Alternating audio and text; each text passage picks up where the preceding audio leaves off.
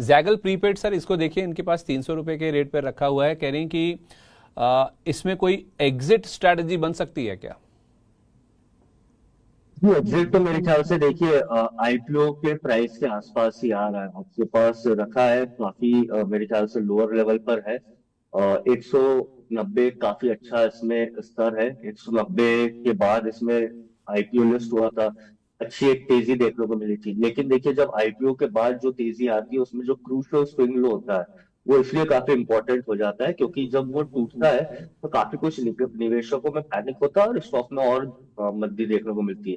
तो आप 180 185 का एक लेवल ध्यान में रखिए। अगर ये लेवल टूटता है तो स्टॉक अपना जो लिस्टिंग प्राइस था 160 वहां तक के जा सकता है। तो 185 टू 180 का आप लेवल जरूर ऑब्जर्व करें, इसके नीचे निकलेगा तो आपको एग्जिट करना चाहिए मेरे ख्याल से। और इसमें फिर तेजी मिलेगी, गिरावट मिलेगी जो मेरे ख्याल से 15 से 20% और हो सकती है। ये ना पहले भी इन्होंने इसको लेकर सवाल पूछा था। ये एक लर्निंग की तरह मैं आपसे सवाल पूछ रहा हूँ सर। इन्होंने ये पूछा था कि अगर मान लीजिए अब यहाँ से अगर चलना है, मान लीजिए 200 वाला 220 30 240 होना है, तो क्या मैं इस लेवल पर लेकर जो मेरा 300 रुपये का एवरेज है उसको एवरेज को नीचे ले आऊँ और 230 40 के आसपास जब आ जाए तो मैं निकल जाऊँ? ऐसी कुछ स्ट्रैटेजी आई थिंक ये पूछना चाह रही हैं कि अगर ये शॉर्ट टर्म में कोई मोमेंटम बन रहा है तो मैं और क्वांटिटी लेकर अपना प्राइस नीचे ले आऊं और जब मेरा प्राइस आ जाए, लेवल हो जाए, तो उस लेवल पे मैं निकल जाऊं। ये जो स्ट्रैटेजी होती है सर, ये किस स्टॉक पे या किन सिचुएशंस में अप्लाई करनी चाहिए और कहां पे नहीं करनी चाहिए? ये पहली बात जो एवरेजिंग वाली बात है, मेरा मानना एक सिंपल सा एक कोट है, एवरेज लूजर्स एवरेज लूजर्स। अगर ये स्टॉक में एक अच्छा मोमेंटम बनता तो स्टॉक अपने एटलीस्ट 20 डे हाई के पास, 50 डे हाई के पास, जैसे जेएसडब्ल्यू इंफ्रा में देखिए आप, स्टॉक ऑलमोस्ट अपने ऑल टाइम हाई के पास है, मतलब प्राइस में अच्छा मोमेंटम बना हुआ है। वैसे स्टॉक में अगर गिरावट होती है तो मैं मान सकता हूँ कि उस चीजों में एवरेज कर सकते हैं। यहाँ पर एक्चुअली हमको कंफर्मेशन लेनी पड़ेगी क्योंकि स्टॉक अपने निम्न स्तर पर है और अभी निम्न स्तर अगर उसने 185 का तोड़ा तो और नीचे जा सकता है। तो पहली बात तो स्टॉक बेयरिश ट्रेंड में है।